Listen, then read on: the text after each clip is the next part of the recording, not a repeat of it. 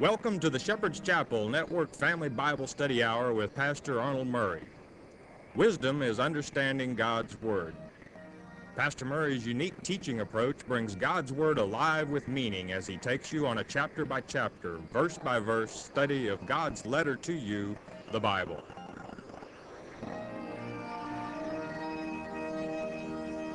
And now here is Pastor Arnold Murray. Good day to you. God bless you. Welcome to the Shepherd's Chapel. Welcome to this family Bible study hour. Back in our Father's Word, we're going to start the minor prophets today.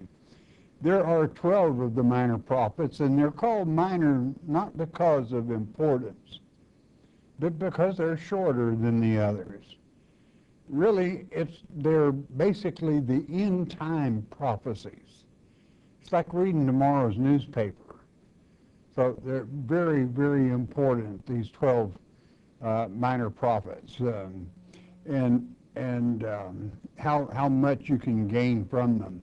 We're going to start with Hosea, and Hosea in the Hebrew tongue means salvation. When you say Yeshua, that's Yahweh's Savior.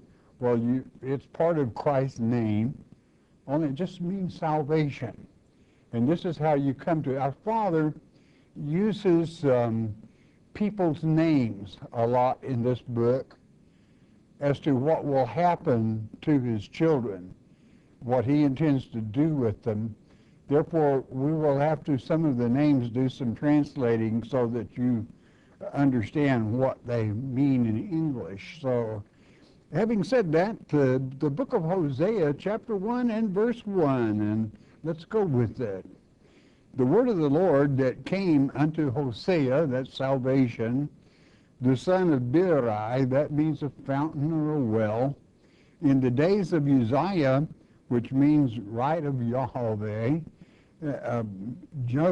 Jotham, which means Yah is upright, Ahaz means possessor, and Hezekiah, of course, means the right of Yahweh, the right of Yahweh, and kings of Judah. And in the days of Jehoram, who was the king of Israel at that time, and his name means his people are many, well, because he had 10 tribes.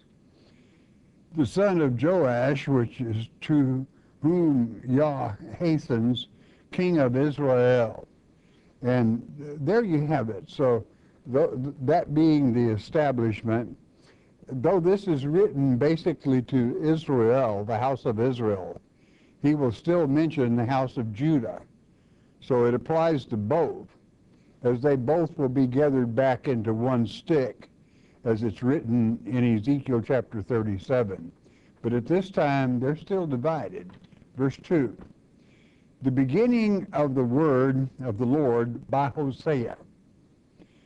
And the Lord said to Hosea, Go and take unto thee a wife of whoredoms and children of whoredoms, for the land hath committed great whoredoms, departing from the Lord. In other words, even the 10 tribes. You remember old Jeroboam, even it was so far down to Jerusalem that he built a golden calf or two, so that the people could worship there rather than to have to trudge all the way down to Jerusalem. And needless to say, that was a no-no deluxe, and certainly God was disappointed with the people. Now, what he's going to do is to show you that Israel has practiced idolatry. They're ignoring the true Father, much like people do today in a large part.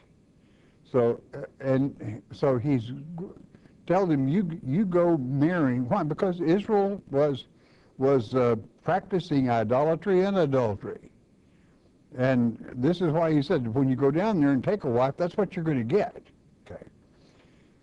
But he's making a point, and the point is well made. Verse 3. So he went and took Gomer, and Gomer means complete or perfect. Isn't that strange? The daughter of Diblaim, which is to say a double cake, okay, which conceived and bare him a son. Now, these children's names are very important. So you don't want to miss that, or you kind of miss the book. Verse 4, and the Lord said unto him, call his name Jezreel, for yet a little while, and I will avenge the blood of Jezreel upon the house of Jehu. And of course, Jehu means the living, and Jehoram was of that house of Jehu, and will cause to cease the kingdom of the house of Israel. And so what is it about this name Jezreel? He's naming the child a twofold name. And within that comes the mystery of the book. It means I shall scatter, and it means I shall sow. It means both. Meaning God can scatter the children of Israel, but ultimately he will sow them back into one house, both the house of Judah and the house of Israel. So the name becomes very important. God is letting you know, this is my plan. This is what I intend to do. And so it is that we will, as we go, let us learn. Verse 5. And it shall come to pass at that day that I will break the bow of Israel in the valley of Jezreel. And what's going to happen? Verse 6. And she conceived again and bare a daughter. And God said unto him, call her name Luharamah, for I will no more have mercy upon the house of Israel, but I will utterly take them away. And he did, he scattered. That's the first part of Jezreel. Jezreel is a play on the word Israel, okay? And so it is. He said, I'm going to take her away. Now, God never lost the 10 tribes. The Assyrian took them captive, but God knows exactly where the 10 tribes are. Many of them would go to Europe, and many of them would later settle even in the Americas, usually where you have a Christian nation today. And God never loses anything. But what about Ruhamah? Ruhamah, many people translate it pitied. It really won't quite fly.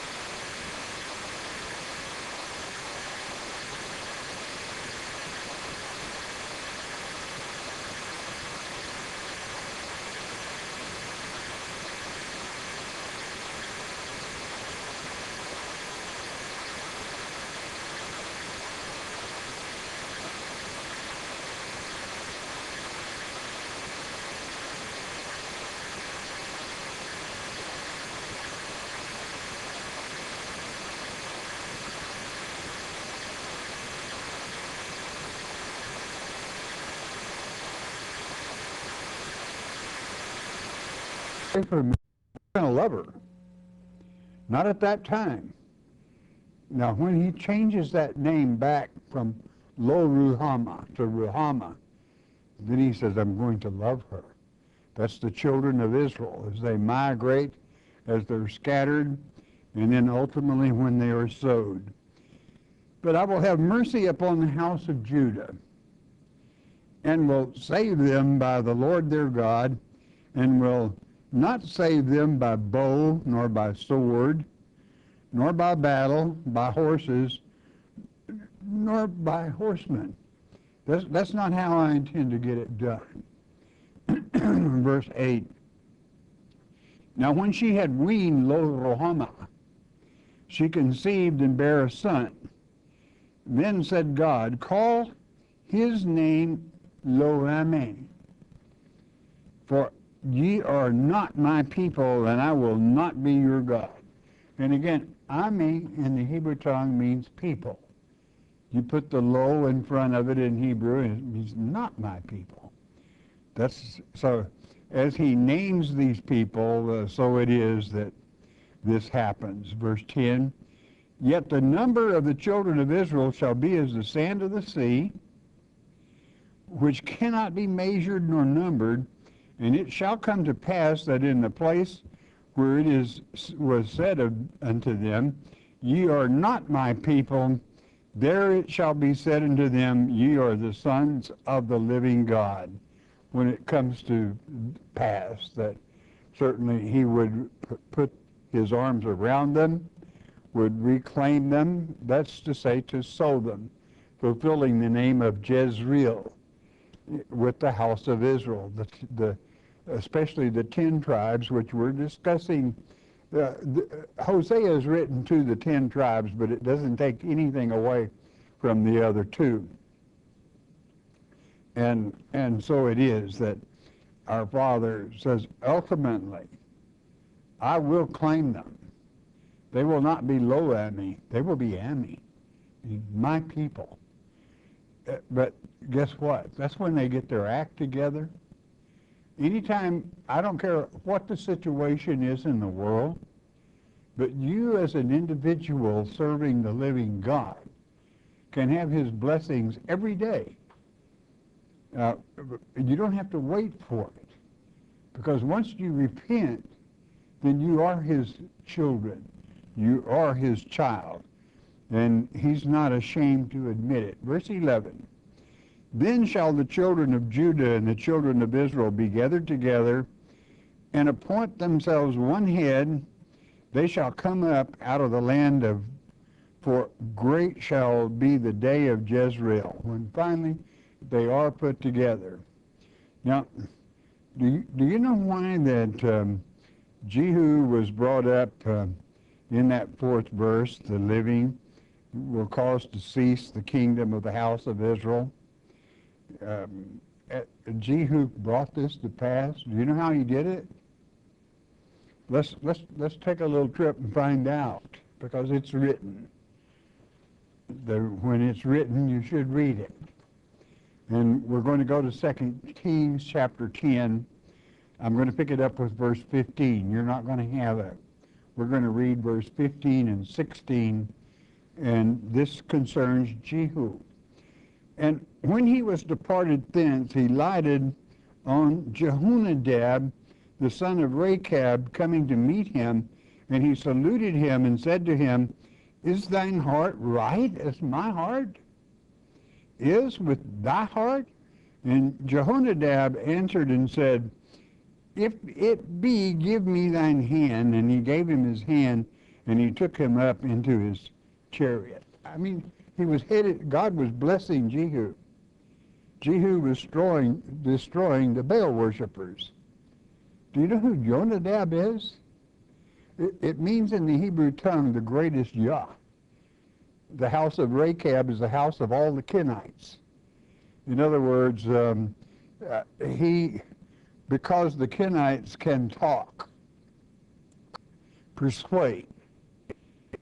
Hey, good buddy, and he took him right up in his own war chariot. There's no way he's going to win then. And is it any wonder then why that he would cause to cease the kingdom of the house of Israel? But because he allowed the Kenite right into his own chariot, which God was giving him the power to overcome Baal worship and cleanse Israel.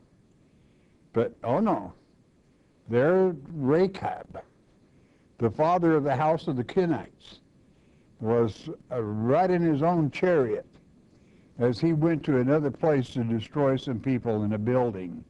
And so it was. Let's go with the next verse, please. Chapter 2 and verse 1. Say ye unto my brethren, Ami, that means my people, and to your sisters, Ruhama, I love you. The low has gone off both those, you'll notice. Verse 2, plead with your mother. Plead with Israel, that's what the point means. Plead, for she is not my wife. Neither am I her husband. God said, I won't have her at this rate. Let her therefore put away her whoredoms out of her sight, and her adulteries from between her breasts. In other words, you tell her to stop it. And naturally, God is a jealous God. He doesn't like it when one of his children begin worshiping someone else. That's why, especially in this end generation, you want to be careful, very careful about worshiping the false Messiah. Because if you want to know something that really ticks God off, just get pulled in by that into your chariot and see what happens. You're brighter than that. You read the Word. You know what's coming down the pike, so you get ready for it. So here, to those that have repented, he says, Ami, you're my people. And Ruhama, I love you. Talk to Israel. Get them to straighten out. Tell them to stop worshiping other gods. Verse 3, lest I strip her naked and set her as in the day that she was born, and make her as a wilderness, and set her like a dry land, and slay her with thirst. God's not happy with her. And that's the house of Israel. He's letting you know, you can see into God's own personal feelings here. It is good when you can do that, because you can commune better then with Almighty God to know he's jealous. And he has a right to be. He created everything for her, and she gives it away. Talking about his children, instead of listening to the true King, Almighty God. Verse 4, and I will not have mercy upon her children, for they be the children of whoredoms. In other words, nobody knows who they are, who they belong to. They don't belong to me, God say. And God only knows who their father is, or what tribe or whatever they belong to. Verse 5, for their mother hath played the harlot. She that conceived them hath done shamefully. For she said, I will go after my lovers. They give me my bread and my water and my wool and my flax and mine oil and my drink. Wrong. God always provides that is natural for his people. Somebody might cut it, and claim that they're giving it to you, but it's still God that does. God's the one that blesses the water, the rain that comes over and waters the crops that produce the wine and the oil and everything that you partake of.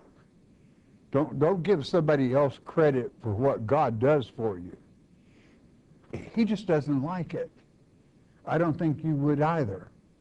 Therefore, he makes it a pretty simple lesson to know how to follow him and to know why he loves you and why he can put you off.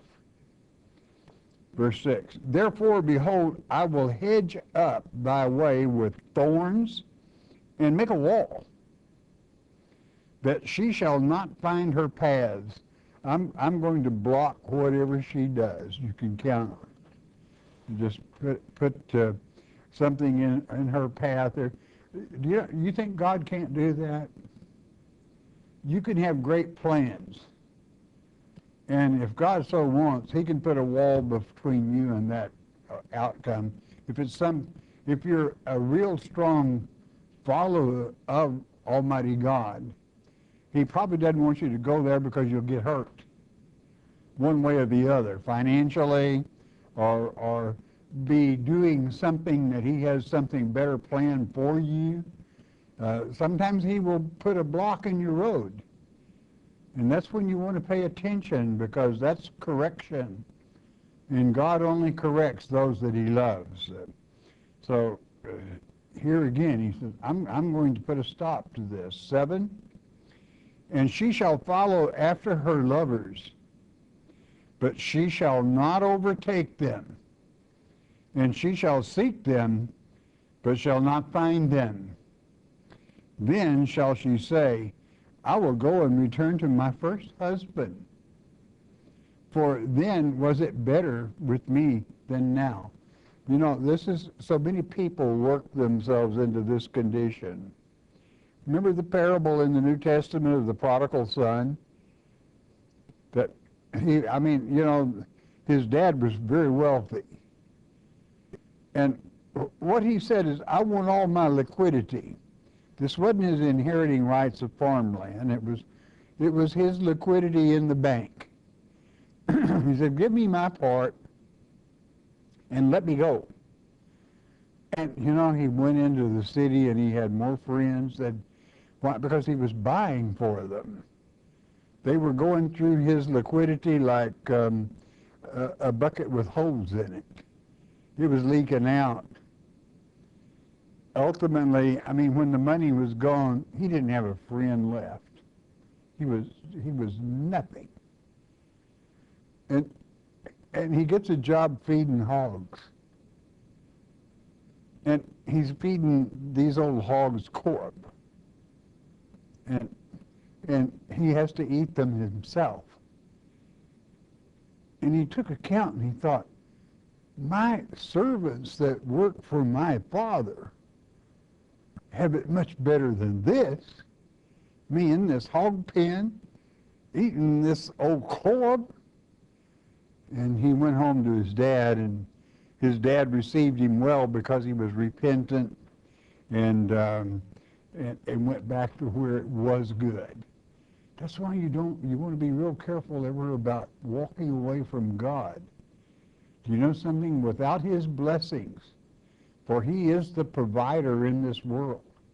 He provides the rain, the wine, the oil, everything that is useful for food, vegetables, and you have to give him credit for that. And those things are things that are visible. It's the invisible things that he can do to block your way or something, or to see that you do not overcome, because he wants you to go a different direction. Then you want to say, Father, I hear you. Help me. Show me what it is you want. And usually he will in time. Verse 8. For she did not know that I gave her corn and wine and oil and multiplied her silver and gold, which they prepared for Baal. Notice, I'm the one that brought it. They prepared it for Baal, and Baal's buying you with it. That means bad worshipers, bad religions. They're claiming they're taking care of you, but it's the Heavenly Father all the way. He being the one that does provide. Verse 9. Therefore will I return and take away my corn in the time thereof, and my wine in the season thereof, and will recover my wool and my flax given to cover her nakedness. I'm going to bring drought, storm. I'm going to fix her wagon. she won't listen to me, I'm going to get her attention and the things she treasures. Verse 10, and now will I discover her lewdness in the sight of her lovers, and none shall deliver her out of mine hand. There's no one is going to assist her or help her. Why? When you have to go with false teachings, they're not going to have the love of God in the group. It will still be lo rohama there, not loved. But when you come home to Father, then it is loved, for he loves you. Verse 11, I will also cause all her mirth to cease, her feast days, her new moons, and her Sabbaths, and all her solemn feasts. They're going to go right out the window. Meaning, she's not going to have anything to celebrate. And so God can operate. You know, this is a very encouraging book of the Bible, Hosea, salvation, because it tells you how to find salvation. It's quite simple. You love your Father. You stay true to your Father, and you don't listen to false religions or other religions that turn away from the love of the living God. For he gives us all things. And when you get tired of receiving them or giving someone else credit for it, he's going to thump your gourd right real good. Verse 12. And I will destroy her vines and her fig trees, whereof she hath said, these are my rewards that my lovers have given me, and I will make them a forest, and the beasts of the field shall eat them. I've got more than I can even handle for myself. But, excuse me, where did she say it came from? Her lovers, not God. So you want to make sure that your love goes to your Father who created your very being, your soul. And he has every right to expect you, when he provided everything on this earth, if you manage it properly. Man is supposed to manage the earth, not the earth manage the man, and have it produce and be good to you. And when you use common sense and God's plan, it's going to happen that way.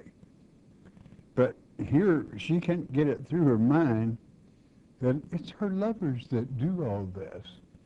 And they have given her so much, she's going to let the beast of the field practice forest worship. Verse 13, and I will visit upon her the days of Balaam, wherein she burned incense to them, not to God, but to false religions, to the Antichrist, to Satan himself. And she decked herself with her earrings and her jewels, and she went after her lovers, and forgot me, saith the Lord. In other words, she put on, this was the advertising of a prostitute. There was a particular paint. This is why that facial makeup gets a bad reputation, because originally that was to say that a prostitute was available. If you met her on the street, you could tell by looking at the color of the face makeup. And of course, naturally, that has nothing to do with wearing makeup in moderation. It's not advertising anything other than helping your appearance, and that's good. There's nothing wrong with that. It is the bad part of it when you use it to turn away from God, to draw you into things you should not. Verse 14, therefore, behold, I will allure her and bring her into the wilderness and speak comfortably unto her. That's after a period of time, and guess what? Anytime you repent, God's going to be loving to you because he's a forgiving God. But you can't con him. You can't deceive him because he knows your heart. You don't even have to say it. Say it out loud. He knows what you're thinking even. So you can't be dishonest with God. He's got your number. 15, and I will give her her vineyards from thence, and the valley of Achor. The Achor means trouble. The valley of trouble for a door of hope.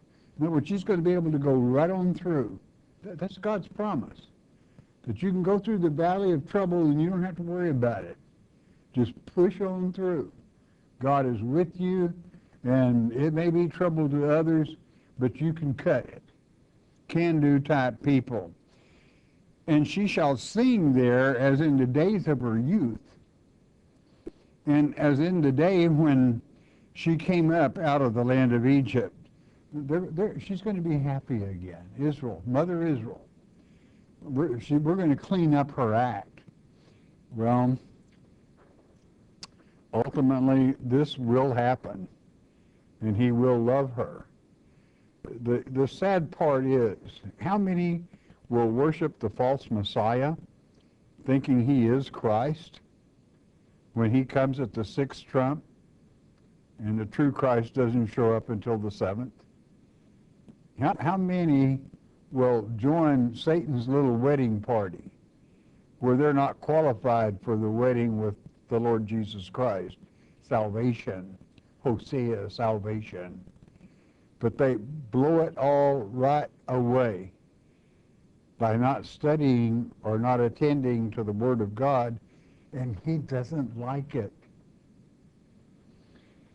Verse 16, and it shall be at that day, saith the Lord, that thou shalt call me Ishai. Do you know what Ishai means? It means husband.